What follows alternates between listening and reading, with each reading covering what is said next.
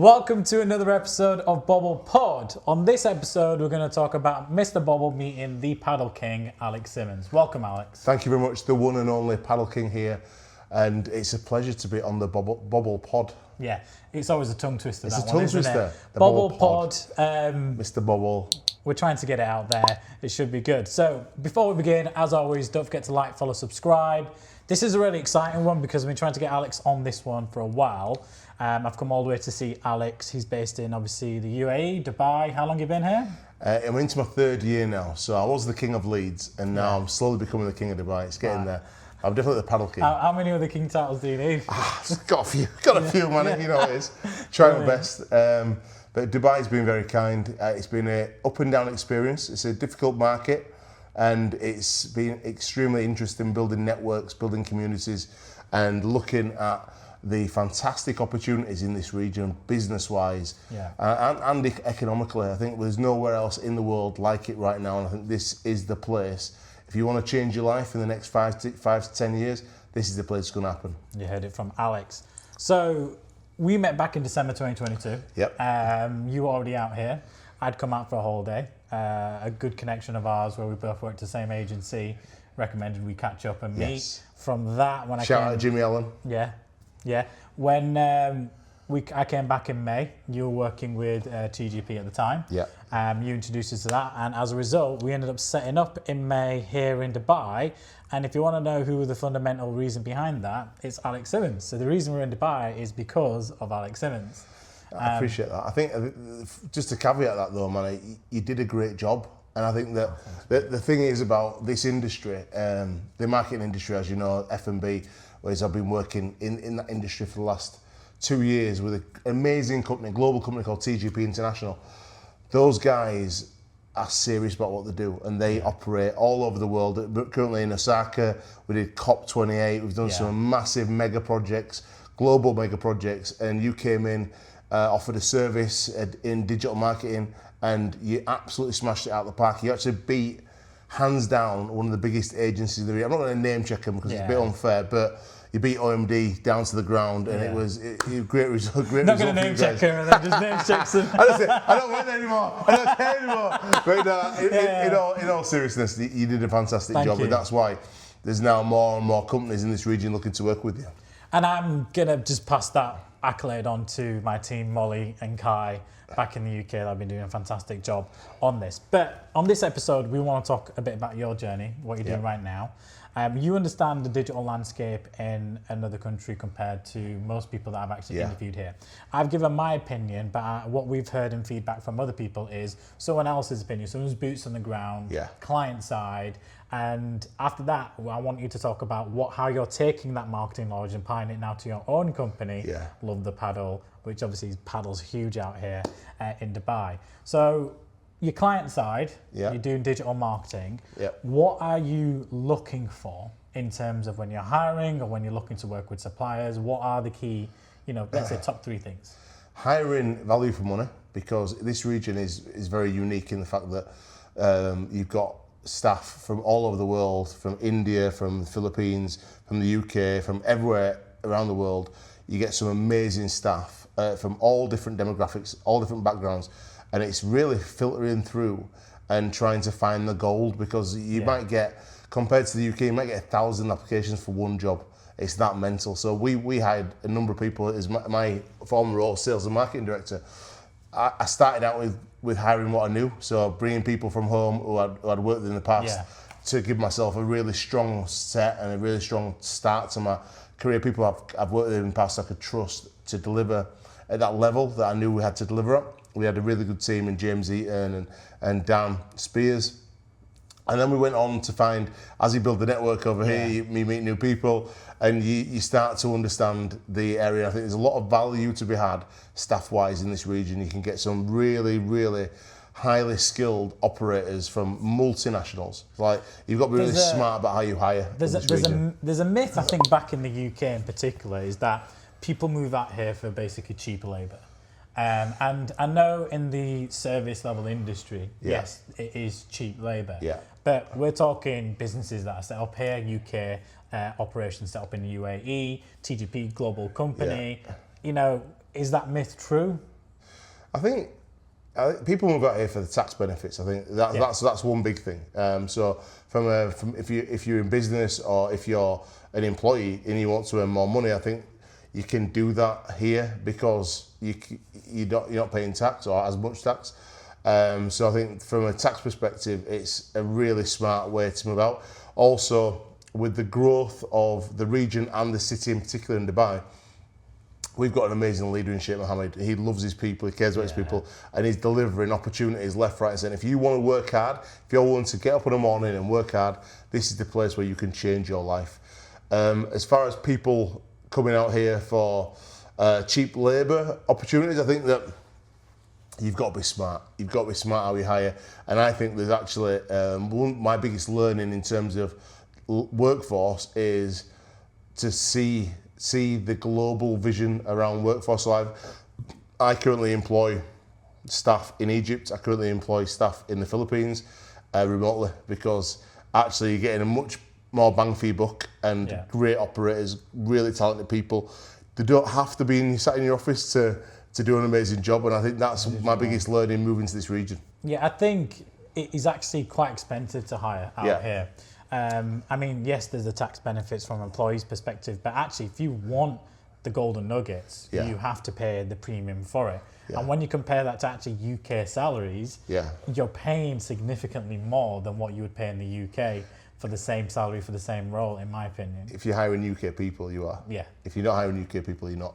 Okay. And that's the reality of this region. It might seem unfair, it might seem, but that's just the region. That's just how the region functions, and it's the level of expectation for employees and employers. So I think you've got to be really smart about how you hire and where you find talent. But for me personally, I found talent in all different places. And to be fair to CGP, there's equality in terms of payment. Yeah, that's great.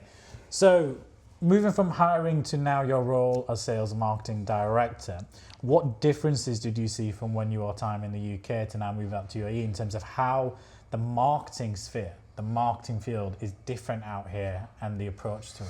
Well, it's really different, really different in the fact that campaigns, it's ultimate squeaky bum time all the time in Dubai because it's such a buyer's market. People decide literally on the day. So you could have a campaign running for 3 months and within, say we run an event, you will sell 90% of your tickets for your event in the last 3 days up to the event. And that is the pattern of sales in the UAE, in Dubai. And you just like, I'll give you a great example. Untold Festival did 125,000 people. A week before they had 16,000 ticket sales. Wow. It's that, you've got to imagine the amount of finance that went into that festival. And looking at that taught me so much, being involved with that process. Yeah. And they did an amazing job. They executed so well. And how they cut through the noise in Dubai digitally with really good, your content has got to be so on point. Yeah. Your content has got to be more than world class. It's got to make people feel. Everything here is like on steroids. Everything's bigger, better, faster, stronger. So for you to cut through the noise, there's a million videos of great food on Instagram for F&B restaurants. The ones that get cut through the noise, if you've seen obviously Fixed Chocolate, it's the way it makes people feel. It's the way it inspires communication and conversation, and that is the big difference. It's how there's a guy called Padel, really good guy. He owns a company called Big T Barbecue. Yeah. We've been there to eat a couple of times, and his organic content, whether you love him or hate him, is a bit Marmite to a lot of people. I love him. But the way he's kind of told his authentic story is really interesting. He hasn't spent thousands of pounds on marketing. He's just told his story and people have bought into it and they're on his journey. Comes to authenticity. Total authenticity. And it's like, content's got to be amazing, it's got to be authentic, and it's got to have a why. It's got to make people feel. And I think if you get those elements right within your content, because there's so much competition here, you've just got to be super smart. That's something we learned quite quickly, is that actually there's just, it's last minute bookings. Yeah. Because there's so many events happening. Everyone's diaries is like very last minute here. And it's explaining that to people that don't really understand that, saying actually a lot of your sales are going to come the day before or the day after, but you've got to create the noise and break through everything that's on TikTok, Snapchat, Instagram, Facebook, Google, and say, right, we're still here, it's still happening. The big difference here is it's basically Neverland. So like Peter Pan never grows up. People in Dubai never grow up because they've all got maids, they've all got like nannies. So when I'm a 40-year-old guy and I've got my kids here, you're still going out like 3 or 4 times a week because your kids have got nannies to look after them. So you can go out with your missus and you can do things in Dubai that you'd never be able to do in the UK in terms of your own quality of life, your own quality relationship, your marriage, because actually you've got more money, you've got help that lives in most places. Most couples of a decent income have a living maid or nanny, looks after the kids. And that is life here in Dubai. So people do get out more, they do spend more money. The economy is churning more because people are out for meals every week. People are out for concerts every week. Every week there's world-class DJs here, there's world-class performers here, Coldplay one week, Ed Sheeran the next week. It's a bit like that, and then you've got Abu Dhabi, which is 45 minutes away, that are throwing the world at Yas Island. And it's just, you really know about it if you've had a bad meal in Dubai. And that goes for anywhere, even like that could ruin a company. Little joints at the side of the street. So you've got to be really, really on point with like your food and your delivery, everything. The levels of expectation from customers is so high. Yeah, I feel like if that's not communicated in the content well enough, then actually it's not going to transpire to the end user. It's very experienced. They want to experience new things all the time. How many brunches come out, etc.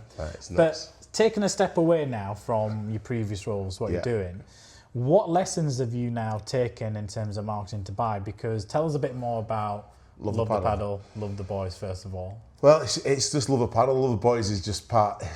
That's how it all started, and I was going through a really tough breakup coming to Dubai, and I found this sport paddle, which is the first time being able to play competitively since stopping playing rugby with my knees, and I was just like, I love this game. I love the paddle. I love the boys, and it just spiraled from there. Became a brand.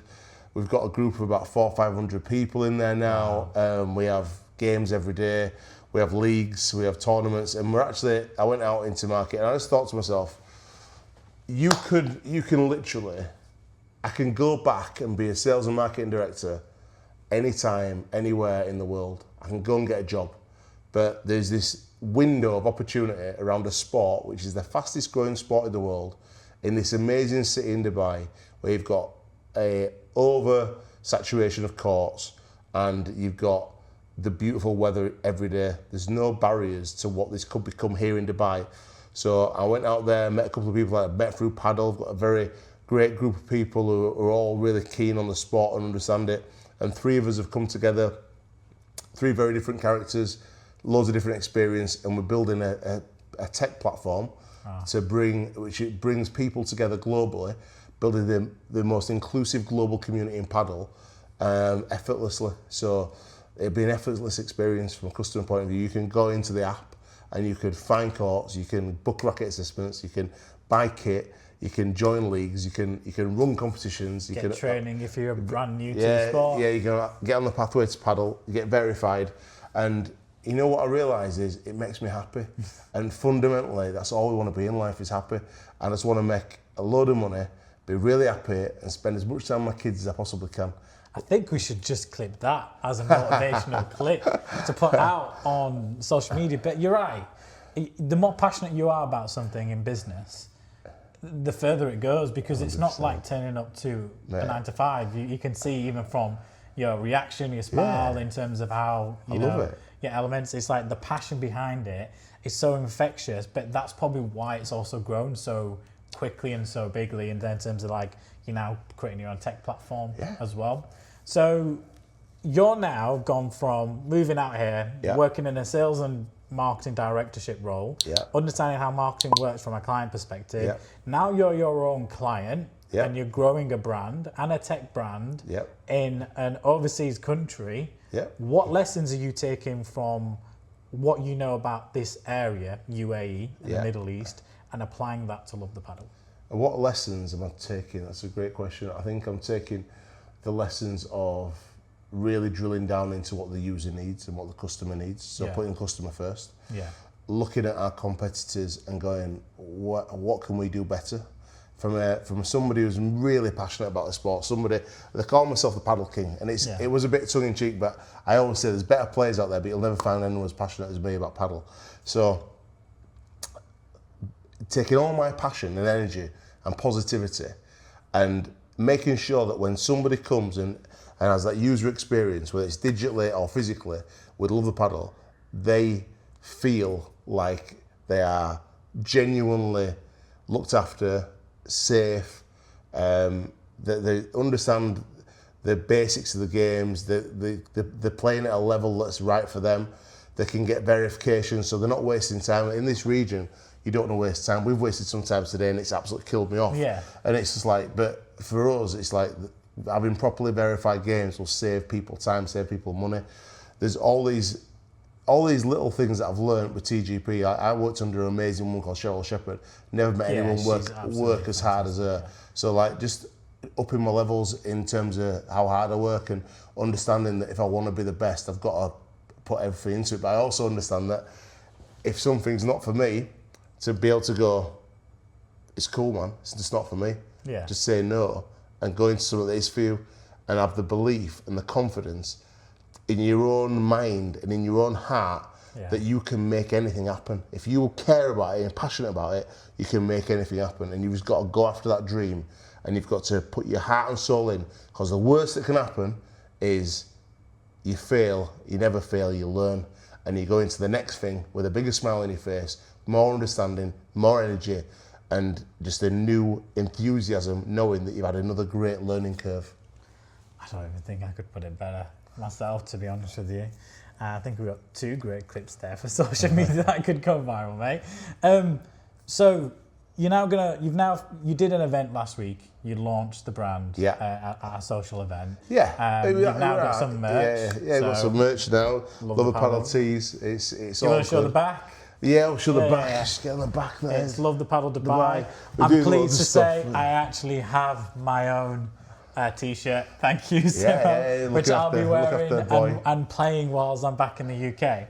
So where do you see the marketing for this brand in the next, 6 months? How do you see marketing in this industry really amplifying the Padel brand? Taking people on a paddle journey, so user-generated content, amplifying great clips, so quality shots, bringing together communities, so those micro communities that turn into macro communities, working on that level with various different people, looking at a franchise model around the world, really strong digital content that tells stories really clinically and clearly, showcasing the features within the app, making sure that people understand the technology, understand the benefits, and I'd say big one is partnerships in celebrities, partnerships with people who are invested in paddle. There's a number of footballers now taking paddle forward, and I think it's going to be great. It's going to be great to see where this sport's going. It's good to see the UK is on board. I'll be coming back in July and bringing the app into the UK and doing some tournaments with Majestic and my boy, and looking at doing something in Leeds. So there's loads happening. I think it's a great sport to be involved with. Remember, I worked in rugby league for 10 years, so I've had a really interesting career, DJing, running events, running festivals, working in professional sport, taking Jamaica to the World Cup. The saddest thing about rugby league is it was a sport in decline, so it was massive in the 80s and 90s, and it's just gone down and down and down. Paddle is the complete opposite. So it's like picking a sport that's in the ascendancy, and I think that could be, if I could put all my energy and love into it like I did with rugby league, I don't think I can go far wrong. So please follow us. It's the Padel King. Get involved. I normally don't do a lot of shout outs, but I'm happy to do it for Simo because it is fantastic, and I think the community elements to it. But you clearly already have your marketing strategy plan in your head in terms of what you need to do out here. So we'll follow the journey, and what we'll do is I always like to do a follow-up. So I'll be back here in May, and I'll be back here in September, October. So what we're going to do is we're going to catch up with you when you're back in July, once you've launched. and we're going to catch up with you, and we're going to do a follow-up. Perfect. And then we're going to talk about your marketing journey from where you are right now as developing the app to where it's been in 6 months' time. Because that's what consumers want to see. That's what listeners want to see, is like someone out there who's growing a brand but facing marketing challenges. And these are things I want you to keep in mind for our next podcast, is like, right, what challenges did you come up with, and how can we tell the world and how we can tell people online in terms of, you are always going to come up with challenges in your business, especially in the marketing function within your business and advertising. What you get in, you get out. It's A/B testing, learning, having that belief to move forward. But as you said, you don't fail, you just learn. And as long as you take it as a learning curve with marketing, you'll continuously improve and find what works, what doesn't work, especially when you're very grassroots and a lot of your growth is going to come organically. There's a lot of things you can do. So this will be your first piece of content. So Simo, Mr Bobble, thank you very much for having him. And I will say, actually, Simo, for me personally, is you're a huge inspiration Cheers, to me. brother. Try my best. And actually, you're one of the few people I've ever met, and I've been excited to get on this. And we're actually in Simo's apartment, believe it or not, because we tried to do outdoors, but we couldn't find a suitable location with the sun and some red tape. Casa Simo. Yeah, and this is where the Padel King lives. But it's about getting the content out and back to you guys. So don't forget to like, follow and subscribe the podcast on all platforms. If you're on YouTube, click a like button, and don't forget to follow the Love The Padel. It's the Padel King and Love The Padel. King and Love The Padel on social media and all platforms, and we'll tag it in to all descriptions and all our posts when this episode goes out. Thanks for coming on board, Alex. Awesome, mate. See you soon. Great. Cheers,